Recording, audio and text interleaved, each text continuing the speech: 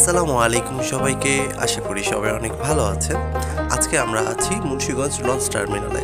আমরা আজকে মুন্সিগঞ্জ থেকে নারায়ণগঞ্জে যাব এবং কিছুক্ষণ পর আবার ফিরে আসব। আর আজকে আমরা যাচ্ছি লঞ্চের মাধ্যমে। আশা করি সে পর্যন্ত আপনারা সবাই আমাদের সাথে থাকবেন।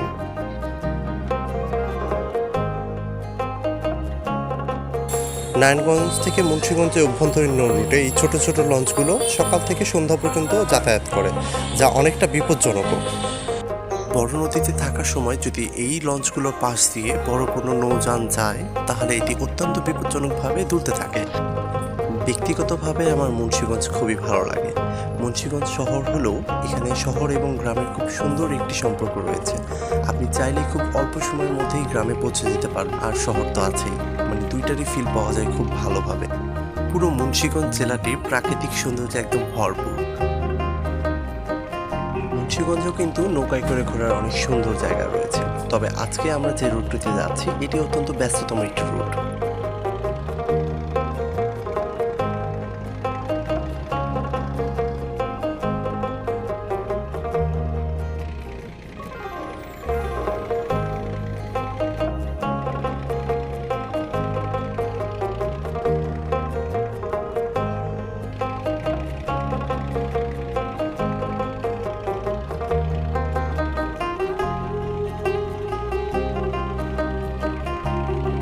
এই ব্যস্ততম নৌ রুটের একটি বিষয় আমার কাছে খুবই বেমানান লাগে। এখানে অসংখ্য কার্গো জাহাজ বিশৃঙ্খল এবং এলোমেলোভাবে নোঙর করা থাকে, যেগুলো আরও সুন্দর করে গুছিয়ে রাখা যেত। আশা করি ভবিষ্যতে এই পরিস্থিতির উন্নতি ঘটবে।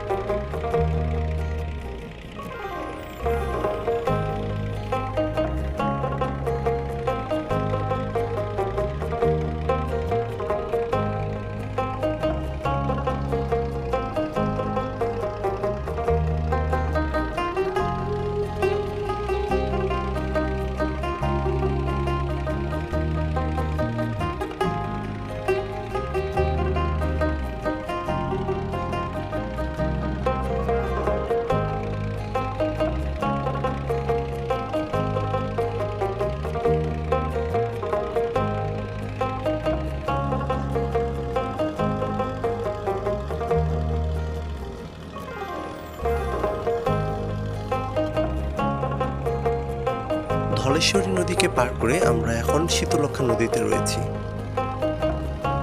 মুন্সিগঞ্জ থেকে নারায়ণগঞ্জ যাওয়ার পথে শীতলক্ষ্যা নদীর হাতের বাঁ পাশে পড়ে অনেক ধরনের বড় বড় কলকারখানা এবং ইন্ডাস্ট্রিয়াল জোন। আর হাতের ডান দিকে তার ঠিক উল্টো একটি চিত্র ধরা পড়ে, শান্ত স্নিগ্ধ গ্রামীণ প্রকৃতি। আমার ধারণা বাংলাদেশের সব থেকে বড় যে কয়টি সিমেন্ট কারখানা রয়েছে তার সব কয়টি রয়েছে এই নারায়ণগঞ্জের শীতলক্ষ্যার তীরে।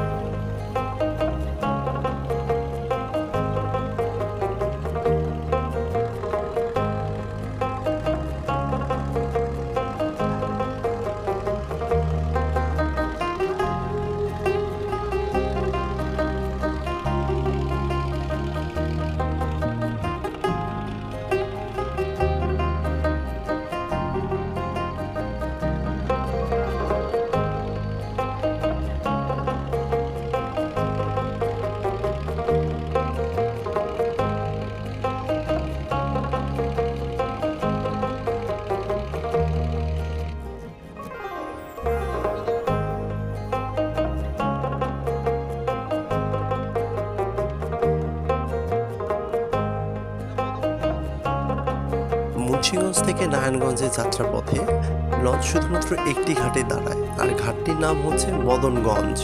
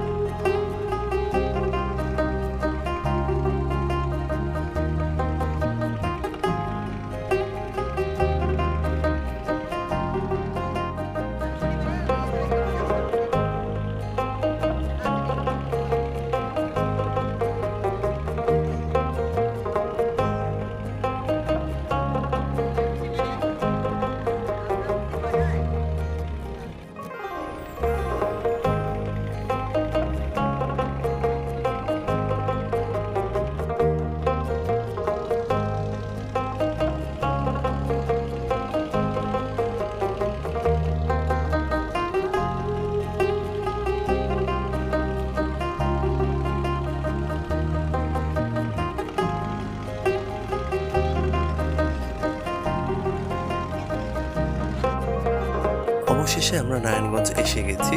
মুন্সিগঞ্জ থেকে নারায়ণগঞ্জ আসতে মোট সময় লাগে ৪৫ থেকে ১ ঘন্টার মতো।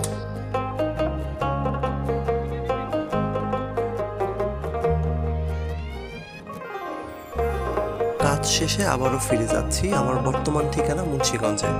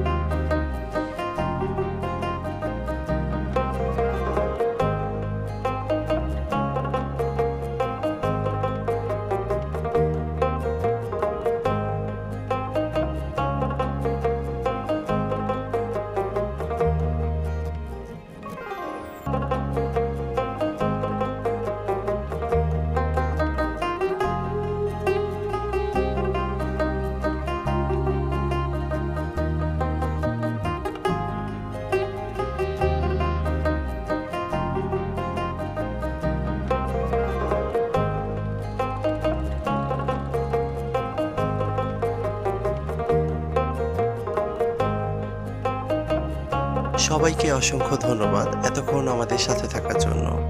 সবাই অনেক ভালো থাকবেন এবং আমাদের জন্য দোয়া করবেন। আসসালামু আলাইকুম, আল্লাহ হাফেজ।